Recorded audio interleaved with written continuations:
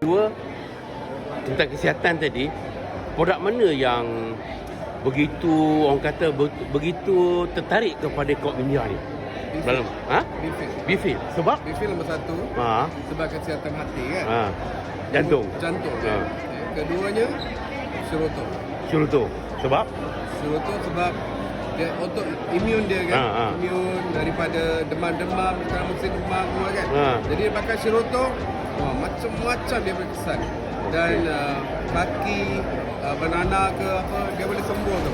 CKD, so, macam-macam kebaikan Siroto kan. Jadi Siroto, keduanya nombor satu Bifil, kedua Siroto, ketiga Livco. Livco ni selalu kaitkan dengan apa di Kok Mindia ni? Kolesterol. Ya. Jadi kolesterol lah, nombor satu kolesterol. Dan dia dapat kawal sugar, gula kan. Pressure kurang. Semua ni kan nampak ada memang berlainan, ketara lah. Yang ketara. Jadi itulah pasal